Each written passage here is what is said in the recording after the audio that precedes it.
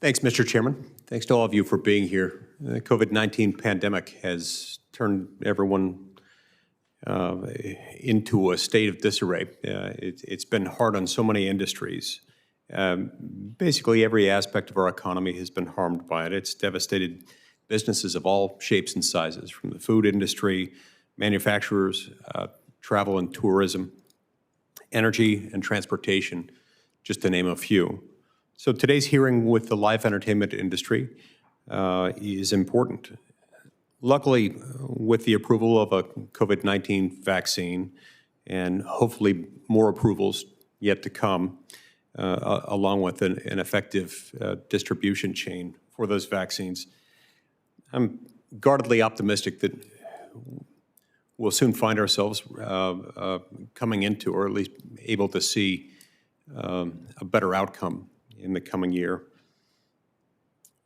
While I'm confident in our logistics networks and our ability to swiftly transport the vaccine, we know that it's going to take some time before all Americans are going to have access to it.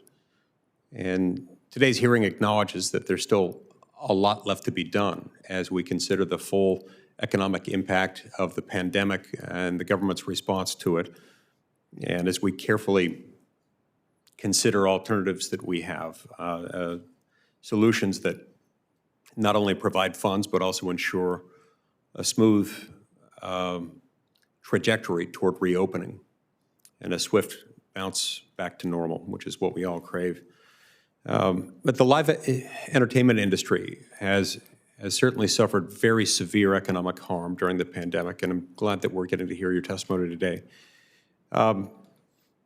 So with the vaccine on its way, now seems like a good time for us to address policy solutions of every stripe that we can imagine to help facilitate that smooth transition back to normal.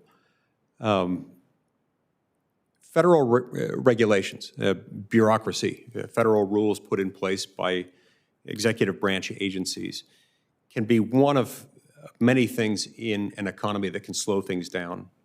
And it's especially important right now, in addition to considering the funds that have been appropriated and may yet be appropriated, for us to also look at ways in which we could get government to not do things that it might otherwise do, that might be harmful and that might slow down our return to normal. So I was wondering if each of you could just identify, is there any regulation that Congress ought to be aware of, that Congress ought to be looking at carefully in such a way that could help restore your transition to normal?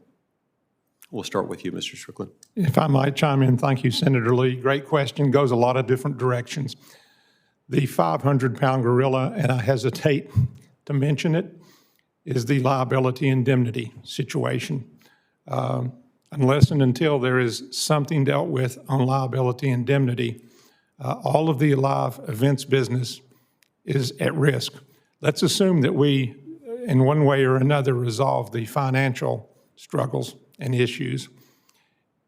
If the liability situation is not resolved in a manner such that class action lawsuits are not rampant, then you will find very few venues, promoters, artists, cities, states that will want to put on a large-scale event. Let's go to Garth Brooks, client of mine. We have 3 sold-out 100,000-person stadium shows from last year that we've moved to this year.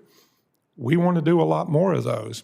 100,000 people in a football stadium with no liability protection is a class action waiting to happen. You will find 5,000 people that will join a class action. So legislatively and administratively, that is probably the next big issue. And as I tell people, why did I bifurcate financial relief from liability indemnity? I learned from watching what has gone on in Congress for the last 9 months that we keep getting back to liability indemnity as a sticking point. So I find it imperative that we resolve the financial issue first to allow the live event industry to survive. And then we start drilling down and looking at what we can do about liability indemnity. There are those who say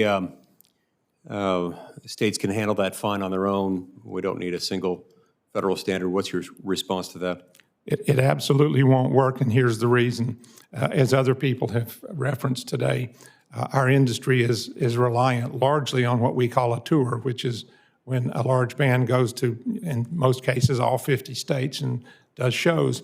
And if you have a patchwork situation where that you can't play in particular states because it's a hazard or because the rules are different, you'll never be able to book a tour. And when you can't book a tour, which is the backbone of the live event industry, then suddenly you're stuck with no ability to mount large-scale tours such as Garth Brooks or the Rolling Stones or U2. But even when you work down to the smaller level, the smaller acts won't be able to work until there is a singular fit. Now, it has been suggested, as you all I'm sure know, flood relief falls back on the federal government simply because there was no insurance agency years ago that would step up and take that. There probably is some kind of a workout whereby a situation like the flood relief becomes the pandemic relief. But again, I would leave that to those of you in Congress to figure out the details. Thank you. Mr. Chairman, I see my time's expired. Thanks so much.